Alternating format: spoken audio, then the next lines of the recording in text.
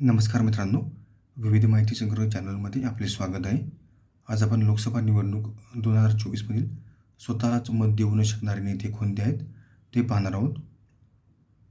यंदाच्या लोकसभा निवडणुकीत असे बरेच नेते आहेत की जे स्वतःलाही मतदान करू शकणार नाहीत, कारण त्यांचे नाव अन्य मतदारसंघात आहे.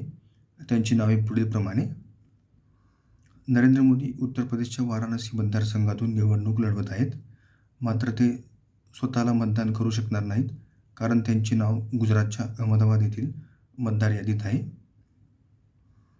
राहुल गांधी हे केरळच्या वायनाड मतदारसंघात तसेच उत्तर प्रदेशच्या रायबरेली येथून निवडणूक लढवत आहेत. त्यांनाही स्वतःला मत देता येणार नाही, कारण राहुल गांधी यांचे नाव नवी दिल्ली विधानसभा मतदारसंघ यादीत आहे. अखिलेश यादव 12 वर्षानंतर कन्नौज मतदारसंघातून निवडणूक लढवत आहेत.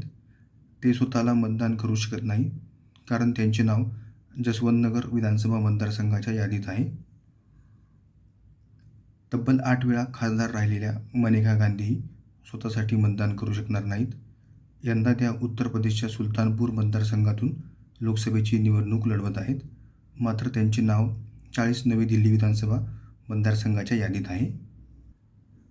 युसूफ पठाण हे पश्चिम बंगालच्या बहरामपूर मतदारसंघातून निवडणूक लढवत आहेत, मात्र त्यांचे नाव गुजरातच्या अकोट मतदारसंघातील यादीत असल्यामुळे तेही स्वतःला मत देऊ शकत नाही.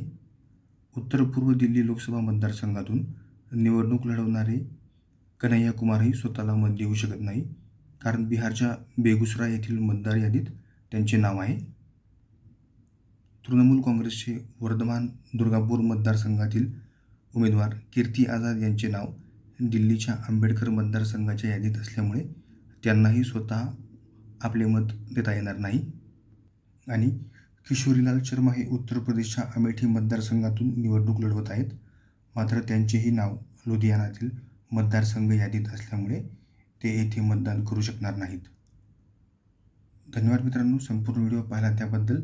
व्हिडिओ आवडला असेल तर लाईक, शेअर आणि सबस्क्राईब करा.